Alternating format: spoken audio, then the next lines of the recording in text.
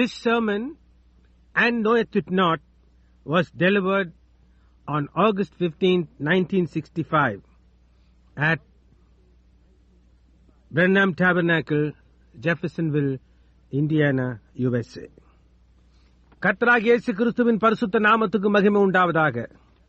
நமது அருமை சகோதரனும் 20ஆம் நூற்றாண்டின் தீர்க்கதரிசியுமான வில்லியம் மரியம் பிரென்னம் அவர்களால் 1965ஆம் ஆண்டு ஆகஸ்ட் மாதம் 15ஆம் தேதி அன்று அமெரிக்காவில் உள்ள இந்தியானா ஜெஃபர்சனில் உள்ள Branham ஜெபக்கூடாரத்தில் "And knoweth it not" இதை அறியாமல் இருக்கிறாயா என்ற தலைப்பின் கீழ் கொடுக்கப்பட்ட செய்தியை இப்பொழுது தமிழாக்கத்துடன் நீங்கள் கேட்கப் போகிறீர்கள். If you're asleep or you're out, your body's laying there dead, but your spirit can still reason. நீங்கள் உறங்கிக் கொண்டிருந்தால் அல்லது சரீரத்தை விட்டு வெளியேறி இருந்தால் உங்களுடைய சரீரம் அங்கே மரித்து போய் கிடக்கின்றது. ஆனால் உங்களுடைய ஆவியோ அப்போதும் விவேகிக்க கூடியதாக இருக்கிறது. There's 5 senses that controls that inside man. இந்த உள்ளான மனிதனை ஆண்டு கொள்ளுகிறது அந்த ஐம்புலன்களாய் இருக்கிறது. And that now to the last man, which is the soul. இப்பொழுது கடைசி மனிதனான ஆத்துமாவிற்கு There's only one sense that controls that.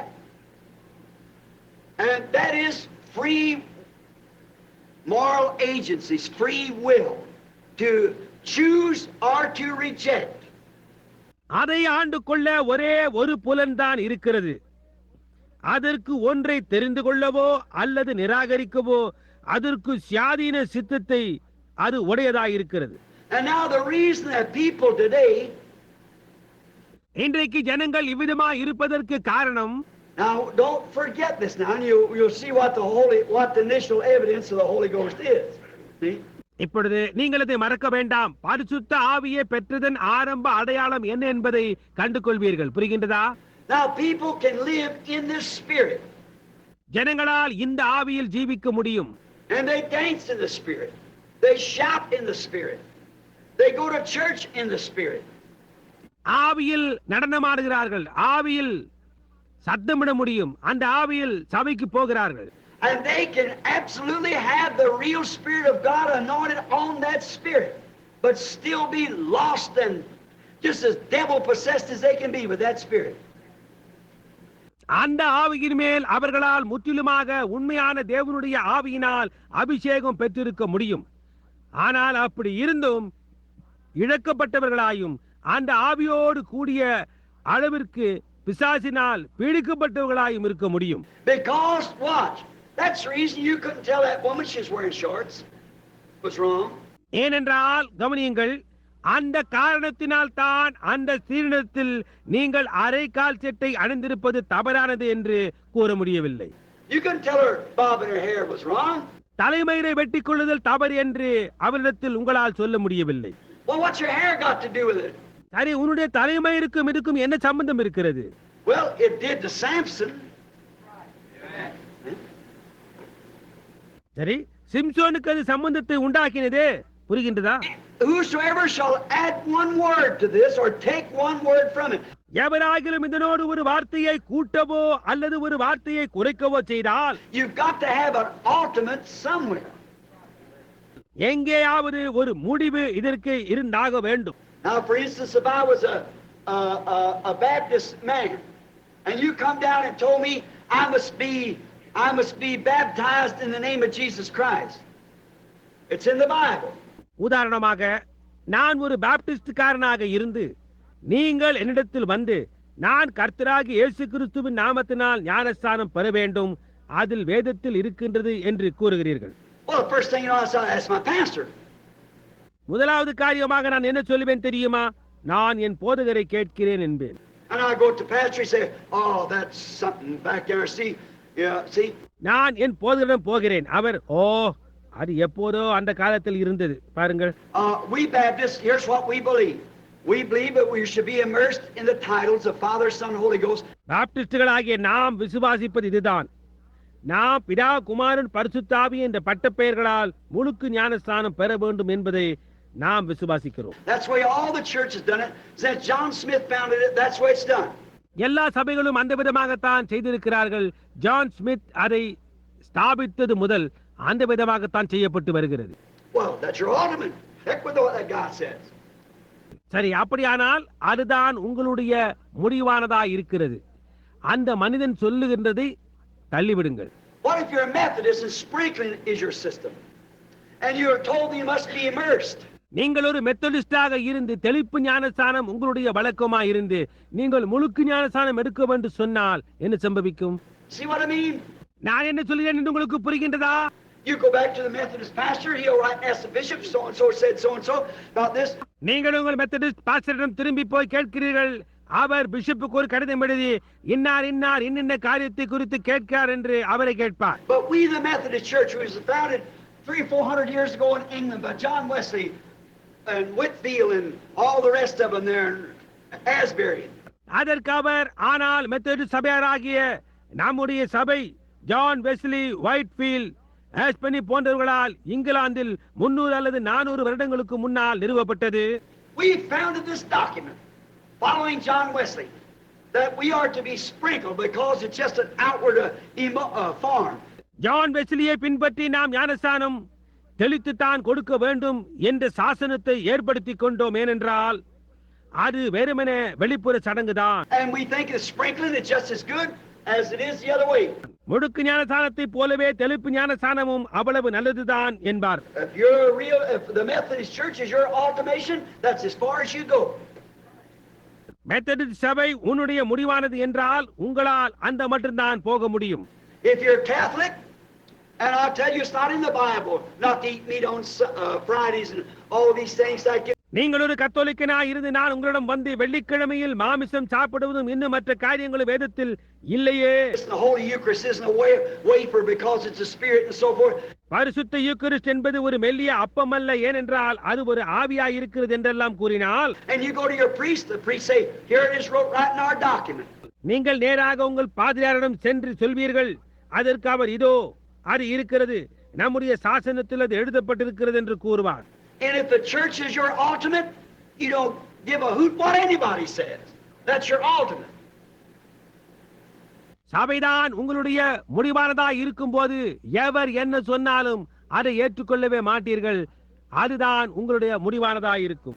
Oh, God help this to sink in. ஓ தேவனே, இது அவர்கள் ஆழத்தில் படியட்டும். To me the whole thing's wrong. என்னை பொறுத்தமட்டில் முழு காரியமும் தவறாக இருக்கிறது. God's word is the ultimate. தேவனுடைய வார்த்தையே முடிவானதா இருக்கிறது. Whatever that word says, then that's right. அந்த வார்த்தை என்ன கூறினாலும் சரி, அதுவே சரியானது. Now the only way up here in these spheres that you could ever be in this little inside man is that you have to be foreordained. இப்பொழுது இந்த வரம்புக்குள் இங்கே இந்த உள்ளான சிறு மனிதனுக்குள் நீங்கள் இருக்க கூடுமானால் அதற்குள்ள ஒரே ஒரு வழி, நீங்கள் முன்குறிக்கப்பட்டிருக்க வேண்டும். Because you was with God, you're a part of God. காரணம் என்னவென்றால் நீங்கள் தேவனோடு இருந்தீர்கள், நீங்கள் தேவனின் ஒரு பகுதியாக இருக்கிறீர்கள். I was in my Father. நான் என் தகப்பனுக்குள்ளாக இருந்தேன். I also was in my grandfather, my grandfather's grandfather. நான் என் பாட்டனுக்குள்ளும் என் பூட்டனுக்குள்ளும் கூட இருந்தேன். By seed, I was in that. ஒரு வித்தாய் நான் அதற்குள்ளாய் இருந்தேன்.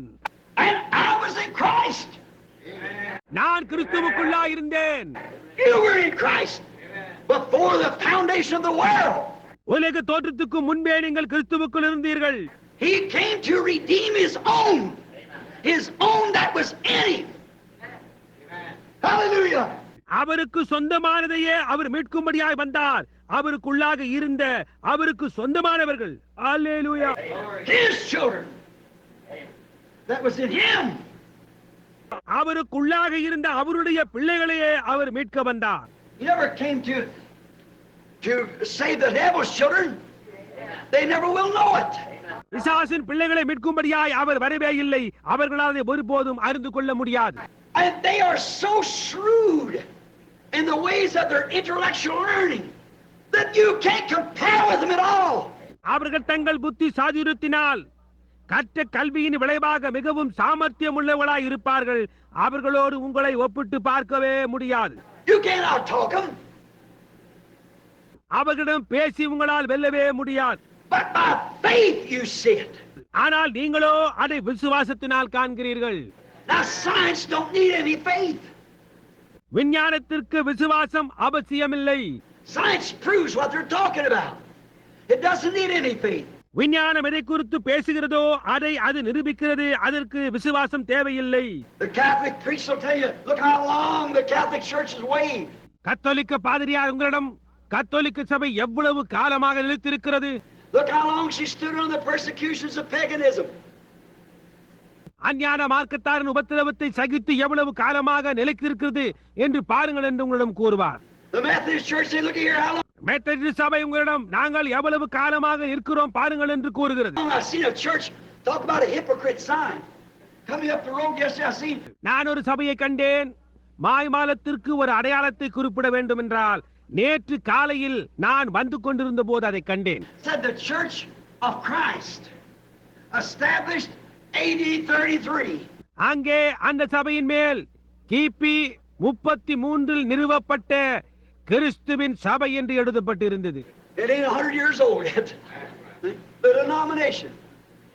அந்த சபைக்கு இன்னும் 100 வருடங்கள் கூட ஆகவில்லை. பாருங்கள், அது ஒரு ஸ்தாபனம். Oh my, doctrine of the apostles. ஓ என்ன அப்போஸ்தலர்களுடைய உபதேசம். Hardly got anything. They're the Sadducees of the day. No spirit. அவைகளில் ஒன்றுமே இல்லை. அவர்கள் இந்த நாளின் சதுசேயர்களாய் இருக்கிறார்கள். ஆவியே கிடையாது, இல்லவே இல்லை. And you can't tell them. You can't talk to them. You can't reason with them. உங்களால் அவர்களுக்கு சொல்ல முடியாது. உங்களால் அவர்களிடம் பேச முடியாது. உங்களால் அவர்களோடு விவாதிக்க முடியாது. Because we go beyond reasoning. காரணம் என்னவென்றால் நாம் எல்லா விவாதத்தையும் தாண்டி போய் விடுகிறோம். Lean not to your own understanding. உன் சுய புத்தியின் மேல் சாயாதே. Faith doesn't reason at all. Faith believes it. விசுவாசமானது ஒருபோதும் விவாதிக்காது. விசுவாசமானது அதை நம்பும். They say, now look here, you believe we have to do these things back there? Nonsense. அவர்கள் இங்கு பாருங்கள், அக்காலத்தில் செய்த காரியங்களை எப்பொழுது நாம் செய்ய வேண்டும் என்று நீங்கள் நம்புகிறீர்களா? அர்த்தமற்றது. But the Bible said so. ஆனால் வேதம் அந்த விதமாக கூறுகிறது. I can't explain how it happens, but it happens. அது எவ்வாறு சம்பவிக்கிறது என்று என்னால் விளக்கம் கூற முடியாது, ஆனால் அது சம்பவிக்கின்றது. God said so. தேவன் விதமாய் கூறியிருக்கிறார். So you don't have, I can't tell you nothing about it. அதை குறித்து என்னால் ஒன்று சொல்ல முடியாது. Faith doesn't explain it. விசுவாசம் அதை விளக்கி கூறுவதில்லை. Did you know that? உங்களுக்கு தெரியுமா? Faith just believes it. விசுவாசமானது அதை அப்படியே நம்புகிறது. Jesus said to Nicodemus from the ecumenical council of his day. இயேசுவினுடைய காலத்தில் இருந்த சபை ஆலோசனை சங்கத்திலிருந்து வந்த நிக்கோதேமுவிடம் Come to him at night. Said, Master, we know your teacher comes from God, because no man can do the things you do unless God is with him. அவன் இரவு நேரத்தில் அவரிடத்தில் வந்தபோது, ரபி, நீர் தேவனிடத்திலிருந்து வந்த போதகர் என்று அறிந்திருக்கிறோம். ஏனெனில் ஒருவனும் தன்னுடனே தேவன் இராவிட்டால் நீர் செய்கிற இப்படிப்பட்ட காரியங்களை செய்ய மாட்டான் என்றான். He said, verily I say unto you, except the man be born again, he can't even see the kingdom of God. அதற்கு அவர், ஒருவன் மறுபடியுமாய் பிறவாவிட்டால் தேவனுடைய ராஜ்யத்தை காண மாட்டான் என்று மெய்யாகவே மெய்யாகவே உனக்கு சொல்லுகிறேன் என்று அவனிடம் கூறினார். I said, me, an old man entered my mother's womb to be born. அதற்கு அவன், நானா, ஒரு மதுர் வயதுள்ளவனா, பிறக்கும்படி தாயின் கர்ப்பத்துக்குள் பிரவேசிப்பதா என்றான். He said, now how am I going to tell you heavenly things when you won't even believe earthly things? அதற்கு அவர், உலக காரியங்களை உங்களால் விசுவாசிக்க கூட முடியாது இருக்கும் போது பரலோக காரியங்களை நான் உங்களுக்கு எப்படி சொல்லுவேன் என்றார். Then he said one day, except you eat the flesh of the Son of Man, drink his blood, you have no life in you. பின்னர் ஒரு நாள் அவர், நீங்கள் மனுஷகுமாரனுடைய மாம்சத்தை புசியாமலும் அவருடைய இரத்தத்தை பானம் பண்ணாமலும் இருந்தால் உங்களுக்குள்ளே ஜீவன் இல்லை என்று கூறினார். He didn't explain it. அவர் அதற்கு விளக்கம் கொடுக்கவில்லை. Those apostles and them of that day who was ordained to life, he noted. அந்த அப்போஸ்தலர்களும் அந்த நாட்களில் நித்திய ஜீவனுக்கென்று நியமிக்கப்பட்டவர்கள் மட்டுமே அதை அறிந்திருந்தார்கள். Said, all the Father has given me will come. என் பிதாவானவர் எனக்கு கொடுக்கிற யாவும் என்னிடத்தில் வரும். Only thing you have to do is just make my voice known, and they know it. For my sheep know my voice. நீங்கள் செய்ய வேண்டிய ஒரே ஒரு காரியம் என்னவென்றால் என்னுடைய சத்தத்தை அவர்கள் அறியும்படி செய்யுங்கள். அவர்கள் அதை அறிந்திருக்கிறார்கள், ஏனென்றால் என் ஆடுகள் என் சத்தத்துக்கு செவி கொடுக்கும் என்று அவர் சொன்னார். And a voice is a word expressed. சத்தம் என்பது ஒரு வார்த்தை வெளிப்படுத்தப்படுகிறதா இருக்கிறது. They believe it anyhow. எப்படியாயினும் அவர்கள் அதை விசுவாசிப்பார்கள். They don't have to scientifically prove anything or ask any Sadducee or Pharisee or anything else about it. விஞ்ஞான ரீதியாக அவர்களுக்கு அதை நிரூபித்து காட்ட வேண்டியதில்லை, அல்லது எந்த சதுசேயனோ அல்லது பரிசேயனோ அதை குறித்து அவர்கள் கேட்க வேண்டியிருக்கிறார். I said it, they believe it. For my sheep hear my voice. நான் அதை கூறினேன், அவர்கள் அதை விசுவாசிப்பார்கள், ஏனென்றால் என் ஆடுகள் என் சத்தத்துக்கு செவி கொடுக்கும். And this is the voice of God in letter form, because this is the entire revelation of Jesus Christ, Old and New Testament put together. இது எழுத்து வடிவில் இருக்கும் தேவ சத்தமாய் இருக்கிறது, ஏனென்றால் இது பழைய ஏற்பாடும் புதிய ஏற்பாடும் ஒன்று சேர்ந்ததான இயேசு கிறிஸ்துவை பற்றின முழு வெளிப்படுத்தலாய் இருக்கிறது. Amen. There you are. ஆமென். அதுதான் காரியம். Why? You say these are good people. நீங்கள் சொல்லலாம் அவர்கள் நல்ல ஜனங்கள். What makes them? Because one thing, their tie post is on a church. அவர்கள் அப்படி செய்ய வைத்தது என்ன? ஏனென்றால் ஒரு காரியம், அவர்களுடைய முடிவான காரியம் சபையாயிருக்கிறது. And in here, you remember last Sunday a week ago? உங்களுக்கு நினைவிருக்கின்றதா? கடந்த ஞாயிற்றுக்கிழமைக்கு ஒரு வாரத்திற்கு முன்னர் How many was here and heard the sermon on the anointed ones in the last days? கடைசி காலத்தில் அபிஷேகம் பெற்றவர்கள் என்ற செய்தியை இங்கு இருந்து அதை கேட்டவர்கள் எத்தனை பேர்? I think all of you. நான் நினைக்கிறேன் நீங்கள் எல்லாருமே கேட்டீர்கள் என்று. See, they are anointed. பாருங்கள், அவர்கள் அபிஷேகம் பண்ணப்பட்டிருக்கிறார்கள். Their spirits are anointed. In the second realm. அவர்களுடைய ஆவிகள் இந்த இரண்டாம் வட்டத்தில் ஆளுகையில் அபிஷேகம் பண்ணப்பட்டிருக்கிறது.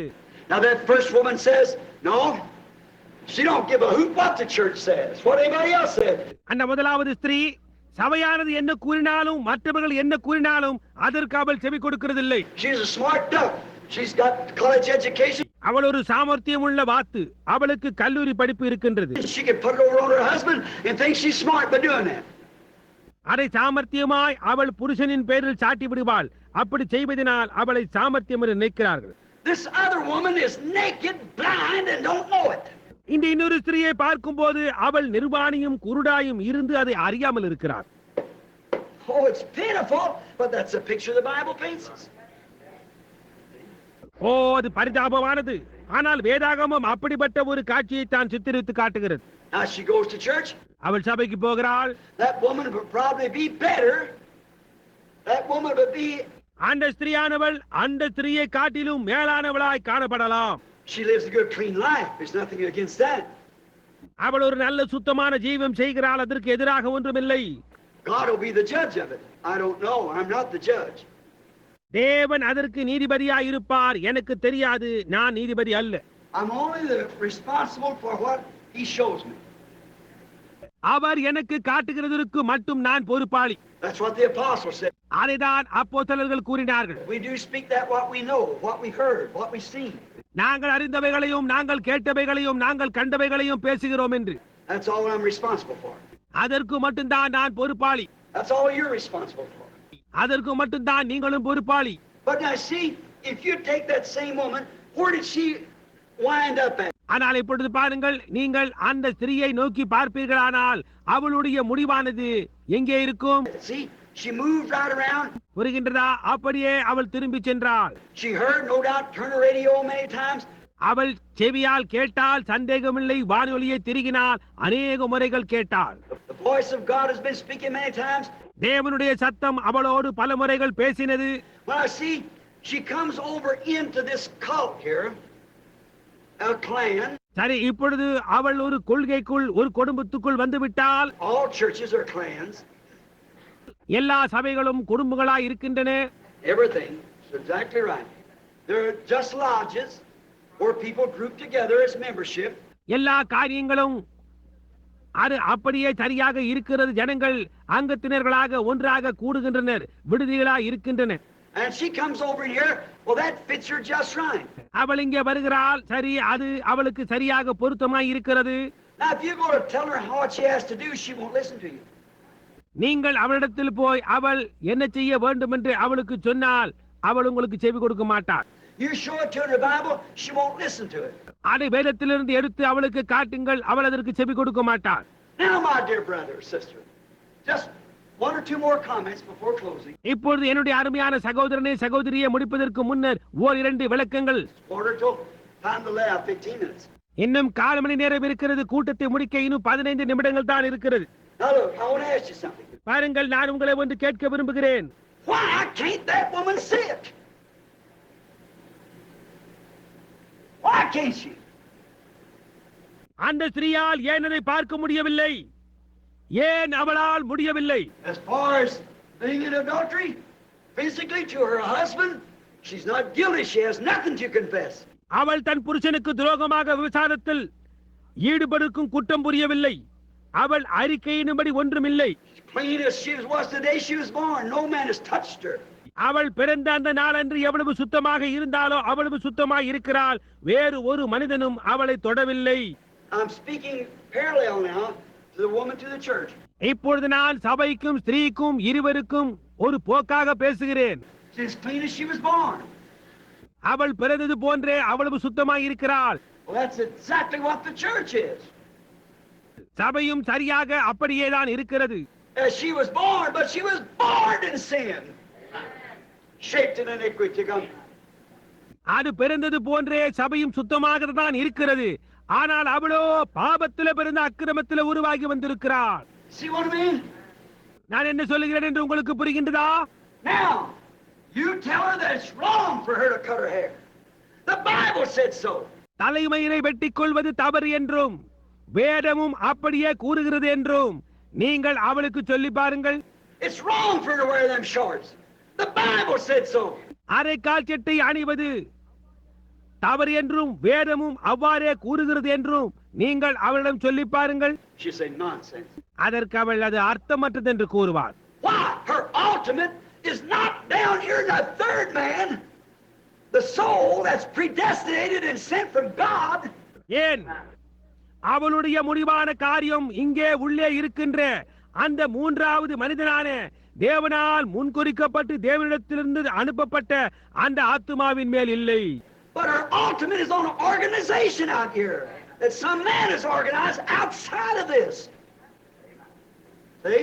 அவளுடைய முடிவான காரியம் இதற்கு புறம்பானதில் மனிதனால் ஸ்தாபிக்கப்பட்ட இங்கே இருக்கின்ற ஒரு ஸ்தாபனத்தின் மேல் இருக்கின்றது. புரிகின்றதா? But if the word of God is down in that soul, it says amen. I see it. It lines up with it. தேவனுடைய வார்த்தை அந்த ஆத்துமாவின் ஆழத்தில் இருக்குமானால் அது ஆமென் என்னால் காண முடிகிறது என்று கூறும், அதனோடு இணைந்து நிற்கிறது. Now look here. Therefore the man that's born of the Spirit of God. இப்பொழுது இங்கே பாருங்கள், ஆகையினால் அந்த மனிதன் தேவனுடைய ஆவியினால் பிறந்த மனிதனாய் இருக்கிறார். See, here's the outside flesh.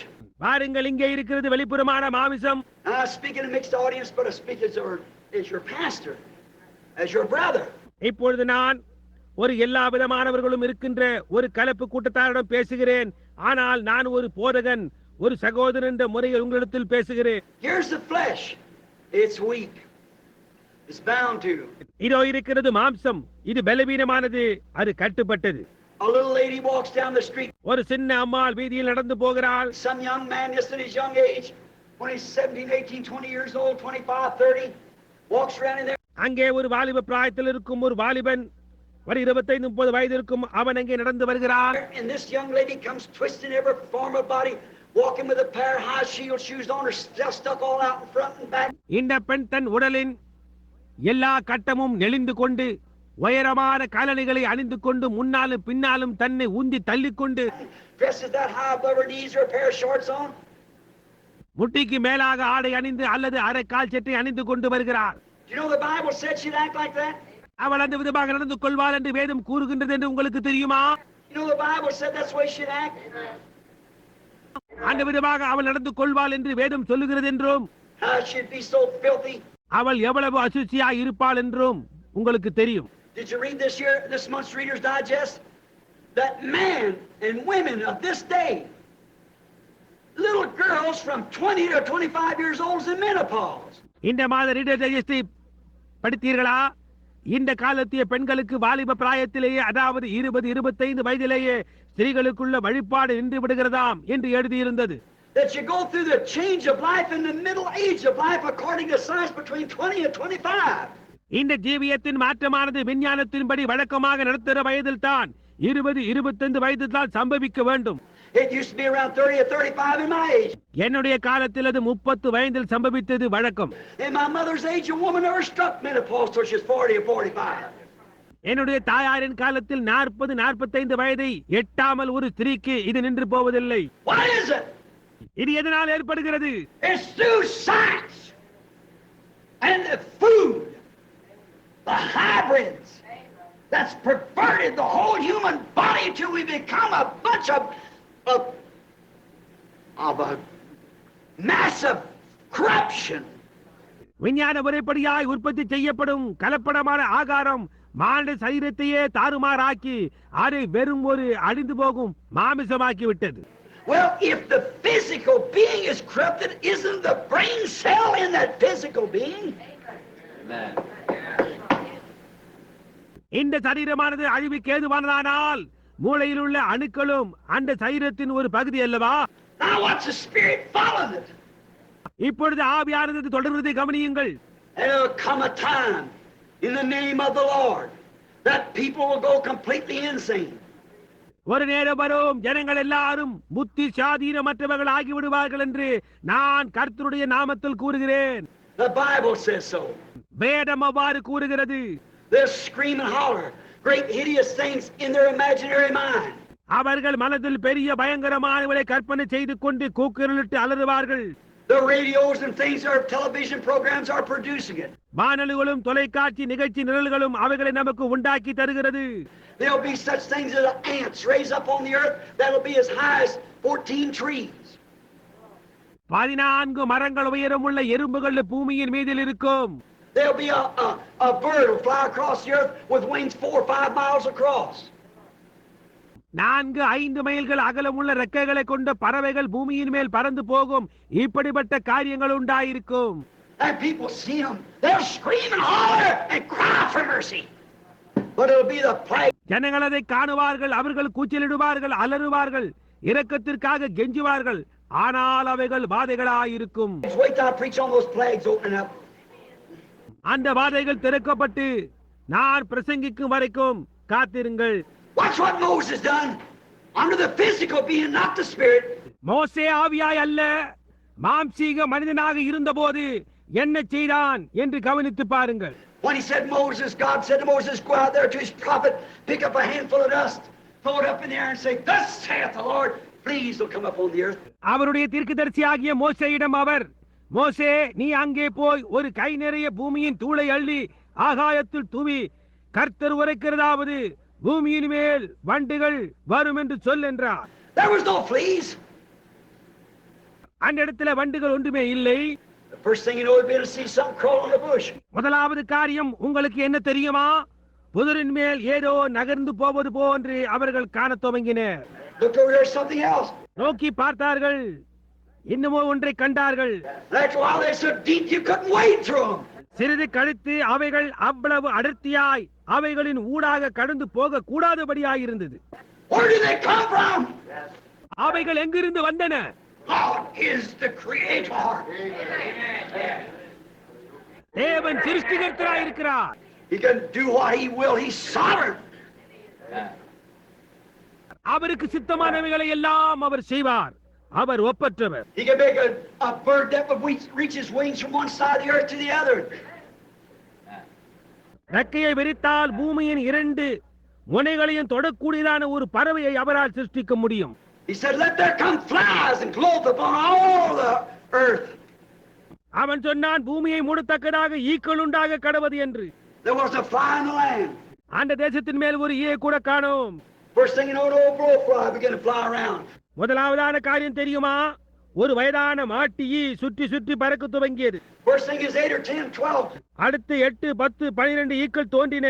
First thing you know, you couldn't walk through them. அதன் பிறகு நீங்கள் கடந்து போக கூடாதபடியாக ஒரு பெரிய கூட்டம் அங்கே உண்டானது. God the Creator keeps His word. சிருஷ்டிகர்த்தராகிய தேவன் தம்முடைய வார்த்தையை காத்துக் கொள்ளுகிறவராயிருக்கிறார். And He stretched forth His rod at the command of God and said, "Let frogs come up and cover the earth." தேவனுடைய கட்டளையின்படியாய் அவன் தன் கோலை நீட்டி தவளைகள் உண்டாக கடவது என்றார். And the frogs come till they heaped them up. Piles of steak was everywhere, maybe 40, 50 feet high of frogs. தவளைகள் உண்டாகி எங்கும் துர்நாற்றம் அடிக்கும் அளவுக்கு அவைகள் வந்து குவிந்தன. ஒரு கால் 40 அல்லது 50 உயரத்துக்கு குவிந்தன. They were in the cupboard of Pharaoh. அவைகள் பார்வோரின் அலமாரிக்குள்ளும் நுழைந்து விட்டன. Oh, they were in the, turn down the sheet and there'd be 500 frogs under the sheet. Under the bed, in the grub. ஒரு 500 தவளைகள் அவனுடைய படுக்கைக்கு அடியிலும் அவனுடைய போர்வைக்கு அடியிலும் இருந்தன. Everywhere you went was frogs, frogs, frogs. அவர்கள் போகும் இடமெல்லாம் தவளைகள் தவளைகள் தவளைகளாய் இருந்தன. Where did they come from? அவைகள் எங்கிருந்து வந்தது? God the Creator is sovereign. What He says He'll do. சிருஷ்டிகர்த்தராகிய தேவன் ஒப்பற்றவர். அவர் என்ன சொல்லுகிறாரோ அதை அவர் செய்கிறவராயிருக்கிறார். And He said there'll be hideous sights upon the earth. பயங்கரமான காட்சிகள் பூமியின் மேல் தோன்றும் என்று அவர் சொன்னார். Locusts with hair like women, long hair to haunt them women that cut their hair. ஸ்திரீகளை போன்ற கூந்தல்களை உடைய வெட்டுக்கிளிகள் தோன்றி தலைமயிரை வெட்டிக் கொண்டிருக்கும் ஸ்திரீகளை பாதிக்கும் என்று கூறியிருக்கிறார். Teeth like lions, spears in their tails like scorpions. They would torment men months. அவைகள் சிங்கங்களைப் போல பற்களும் தேள்களைப் போன்ற கொடுக்குகளுடைய வாள்களும் கொண்டதாய் இருக்கும். அநேக மாதங்களுக்கு அவைகள் ஆண்களை வேதனைக்குள்ளாக்கும். Just wait till we get into opening them plagues and seals and them 7 thunders. Watch what takes place. பாதைகளையும் முத்திரைகளையும் 7 இடிமுழக்கங்களையும் திறக்க நமக்கு நேரம் வருவரைக்கும் காத்திருந்து என்ன சம்பவிக்கிறது என்று பாருங்கள். Oh, brother, you better get to Goshen while it's time to get to Goshen. ஓ சகோதரனே, கோசேனுக்கு ஓடி போக நேரம் இருக்கும் போதே கோசேனுக்கு போய்விடுங்கள். Don't pay attention to outside. புறம்பாய் இருக்கிறவைகளுக்கு கவனம் செலுத்தாதிருங்கள். Look here, here's a little lady twist herself down the street. இங்கே பாருங்கள், இங்கே ஒரு சிறிய பெண் வீதியிலே நெளிந்து நடந்து போய் கொண்டிருக்கிறாள். Here's a young fella. His eyes catches it. இங்கே ஒரு வாலிப பையன், அவனுடைய கண்கள் அதை பற்றிக் கொள்ளுகிறது. He's a member of the church. He's a Pentecostal. He's whatever he is. அவனோ ஒரு சபையின் அங்கத்தினன், அவன் ஒரு பெந்தேகோஸ்தினன், அவன் என்னவோ அப்படியாயிருந்தான். But the first thing you know, there's no hold post in there. ஆனால் முதலாவது காரியம் என்னவென்றால் அங்கே உறுதியாய் பற்றி பிடித்து நிற்க ஒரு கட்டுக்கம்பம் அவனுக்கு இல்லை. She'll say, "Hello." அவள் hello என்கிறாள். He's got curly hair and kind of nice looking, straight shouldered young man, maybe try to live right. அவனுக்கு சுருட்டையான தலைமயிர், பார்வையாய் இருப்பான், நேரான தோள்கள், வாலிபமாய் இருந்தான், சரியா ஜீவிக்க பிரயாசிக்கும் ஒருவனாய் இருக்கலாம். She start walking up to him, even a preacher. அவன் ஒரு பிரசங்கியாயும் இருக்கலாம். அவனிடம் மட்டுமாய் அவள் நடந்து போகிறாள். The first thing you know, what is it? முதலாவது காரியம் என்ன? This out here, the flesh desire, and the spirit down here yet anointed saying, "Don't do it, don't do it." அது இங்கே புறம்பாக மாமிச வாஞ்சை, இங்கே உள்ளே இருக்கின்ற ஆவி அபிஷேகிக்கப்பட்டு அதை செய்யாதே அதை செய்யாதே என்று கூறுகிறது. But what will it do? It'll move right around. There it goes. ஆனால் அதனால் என்ன செய்ய முடியும்? அது அப்படியே சுற்றி வளைத்து அங்கே பற்றி பிடித்து அதோ அது போகிறது. First thing you know, he's trying to make a date with her. முதலாவது என்ன காரியம் தெரியுமா? அவளோடு பழக நாள் குறித்துக் கொள்கிறான். He's guilty of committing adultery where he touches her not. அவன் அவளை தொடுகிறானோ இல்லையோ, ஆனால் அவன் விபச்சாரம் செய்த குற்றத்துக்கு ஆளாகிறான். But a genuine born again son of God. Amen. ஆனால் ஒரு அசலான மறுபடியுமாய் பிறந்த தேவகுமாரன். ஆமென். You can't do it yourself. நீங்களாகவே அதை செய்ய முடியாது. It's totally impossible for a red-blooded male to walk before a female like that without something taking place. ஒரு இளமை ரத்தம் ஓடும் வாலிபனால் இந்த விதமான ஒரு பெண்ணின் முன்பாக ஏதோ காரியம் சம்பவிக்காமல் இருப்பது என்பது ஒரு முற்றிலுமாக கூடாத காரியமாகும். But when there is something on the inside, that little born again something here. ஆனால் அங்கே உள்ள ஏதோ காரியம் இருக்கும்போது அந்த மறுபடியுமாய் பிறந்த அந்த மனிதன் ஏதோ காரியம் அந்த உள்ளான மனிதனில் இருக்குமானால், though that man might have shouted, spoken tongue, jumped, danced, everything else anointed with the Spirit, done all the signs and wonders that God said in there by His Spirit. அந்த மனிதன் சத்தமிட்டு இருக்கலாம், அந்நிய பாஷையில் பேசி இருக்கலாம், குதித்திருக்கலாம், நடனமாடி இருக்கலாம், எல்லா காரியமும் செய்திருக்கலாம், ஆவியினால் அபிஷேகம் பண்ணப்பட்டிருக்கலாம். தேவன் அங்கே கூறியிருக்கிற எல்லா அடையாளங்களையும் அற்புதங்களையும் ஆவியை கொண்டு செய்திருக்கலாம். Jesus said, many will come to me in that day and say, Lord, have not prophesied your name? Have not cast out devils in your name? Have not... இயேசு சொன்னார், அந்நாளிலே அநேகர் என்னை நோக்கி, கர்த்தாவே, உமது நாமத்தினாலே தீர்க்கதரிசனம் உரைத்தோம் அல்லவா, உமது நாமத்தினாலே பிசாசுகளை துரத்தினோம் அல்லவா என்பார்கள். He said, depart from me, you that work iniquity. அவர் அக்கிரம செய்கைக்காரரை என்னை விட்டு அகன்று போங்கள் என்று. What is iniquity? அக்கிரமம் என்றால் என்ன? Something that you know to do and don't do it. ஒன்றை செய்ய வேண்டும் என்று அறிந்திருந்தும் அதை செய்யாமல் இருப்பதே அக்கிரமமாகும். Depart from me, you that work iniquity. I didn't even know you. அக்கிரம செய்கைக்காரரே என்னை விட்டு அகன்று போங்கள், நான் உங்களை அறியேன் என்று அவர் சொன்னார். But down on the inside of that man, if that little tie post is in there, that seed of God that was predestinated before the foundation of the world. ஆனால் அந்த மனிதனின் உள் பாகத்தில் அந்த சிறு கட்டும் கம்பமாக இருக்குமானால், உலக தோற்றத்துக்கு முன்பாக முன்குறிக்கப்பட்ட அந்த தேவனுடைய with, I don't care what takes place, it's holding. It's there to stay. என்ன சம்பவிக்கிறது என்று எனக்கு அக்கறை இல்லை, அது அவனை பற்றி பிடித்துக் கொள்ளும், அங்கேயே இருப்பதற்காகவே அது அங்கே இருக்கிறது. That's why that woman will wear them shorts. அக்காரணத்தினால் தான் அந்த ஸ்திரீ அரைக்கால் சட்டை அணிகிறார். She's counted a prostitute, the same as woman in the act. விபச்சாரத்தில் காணப்படுகின்ற அந்த ஸ்திரீயை போன்றே இவளும் ஒரு விபச்சாரியாய் கருதப்படுகிறாள். See, she doesn't know that spirit. புரிகின்றதா? அந்த ஆவி அவள் மேல் இருக்கிறது என்று அவளுக்கு தெரியாது. How does she know her ultimate? அவள் எப்படி அதை அறிவாள்? அவளுடைய முடிவான காரியம். What is an ultimate? ஒரு முடிவான காரியம் என்றால் என்ன? Is the last word. அதுதான் அதை குறித்து கூறப்படும் இறுதியான வார்த்தையாகும். The ultimate is the amen. முடிவான காரியம் என்பது ஆமீனாக இருக்கிறது. It's the end of all strife. Your ultimate. எல்லா போராட்டத்திற்கும் முடிவான ஒன்றாய், உங்களுடைய முடிவான காரியமாய் அது இருக்கிறது. And if you're a church, a Pentecostal church that tells you that long hair stuff is just fanaticism. உங்களுடைய சபை ஒரு பெந்தேகோஸ்தே சபை, நீண்ட தலைமயிர் முதலான காரியங்கள் பைத்தியக்காரத்தனம் என்று கூறுமானால், You got a spare towel in the back of your head and so forth, them kind of things. The man is possessed of the devil. அது மோட்டார் காருக்கு உபயோகிக்கும் ஒரு டயர் போன்று உள்ளது என்றும் இப்படிப்பட்ட காரியங்களை ஒருவன் கூறுவானானால் அந்த மனிதனை பிசாசு பிடித்திருக்க வேண்டும். For God's word said, it's a shame for a woman to cut her hair. She'll dishonor her head. ஏனென்றால் தேவனுடைய வார்த்தை சொல்லுகிறது, ஸ்திரீயானவள் தலைமயிரை கத்தரித்துக் கொள்வது அவளுக்கு வெட்கமாயிருக்கும், அவள் தன் தலையை கனவீனப்படுத்துகிறாள் என்று.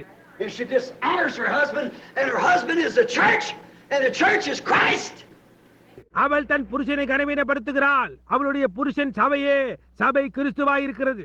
She is a dishonorable religious prostitute. Naked and don't know it. அவள் ஒரு கனவீனம் உள்ள விபச்சாரி, நிர்வாணி, அதை அறியாதிருக்கிறாள். Naked. நிர்வாணி. Don't the Bible said the woman's covering is her hair? ஒரு ஸ்திரீயின் முக்காடு, தலைமயிர் அவளுக்கு முக்காடாய் இருக்கிறது என்று வேதம் கூறவில்லையா? Isn't the hair given to her for a covering? தலைமயிரானது அவளுக்கு ஒரு முக்காடாய் கொடுக்கப்பட்டிருக்கிறது. Someday, yonder at the judgment board, என்றோ ஒரு நாள் அக்கறையிலே நியாயாசனத்தில், I've tried to pour the medicine and hold it with my hands, and you spit it right straight back out between your fingers. நான் மருந்தை உள்ளே ஊற்றி வாயை என் கரத்தால் மூட முயற்சித்தேன், ஆனால் நீங்களோ துப்பிவிட்டீர்கள். God will judge them someday. That's thus saith the Lord. ஆனால் தேவன் ஒரு நாளில் அவர்களை நியாயம் தீர்ப்பார், அது கர்த்தர் உரைக்கிறதாவதா இருக்கிறது. Hasn't been a bunch of foolishness for some crazy old man all worked up. அது ஒரு பைத்தியக்கார குவியலாகவோ அல்லது ஒரு பைத்தியக்கார கிழவனின் ஏதோ உணர்ச்சி வசப்பட்டு உணர்கிறதாய் அல்ல. It isn't because it's a word of the Lord.